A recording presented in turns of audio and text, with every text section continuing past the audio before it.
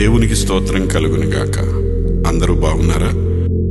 ప్రేమను వృద్ధి చేయగోరువాడు తప్పిదములో దాచిపెట్టును, జరిగిన సంగతి మాటిమాటికి ఎత్తువాడు మిత్రభేదము చేయును. సామెతలు 17:9. కుటుంబములోనైనా, సంఘములోనైనా, సహవాసములోనైనా మన ప్రేమ, మన బంధాలు శాశ్వతంగా దేవునితో ఉండాలి అంటే ఒకరి తప్పిదములు ఒకరు క్షమించుకోవాలి. అంతేకాదు వాటిని మర్చిపోవాలి. మర్చిపోకుండా మాటిమాటికి వాటిని తవ్వి బయటికి తీస్తే అవి చాలా కంపు కొడతాయి. దేవుని దృష్టికి అవి ఇష్టముండవు. ఐక్యత కలిగి ఉండటానికి మనం ప్రయాసపడాలి. ఎందుకంటే దేవునిలో ఐక్యత కలిగి ఉన్నటువంటి కుటుంబము, సంఘము, సహవాసము ఎంతో ఆశీర్వాదకరమైన స్థితిని కలిగి ఉంటుంది. అందుకే మన జీవితంలో తప్పిదములు దాచిపెట్టి ప్రేమను వృద్ధి చేయాలి. అప్పుడు దేవుని కృప, ఆశీర్వాదం, శాశ్వతమైన జీవం మన ఉనికిలో నిలకడగా ఉంటుంది. అటువంటి కృప దేవుడు మనకి అనుగ్రహించునుగాక.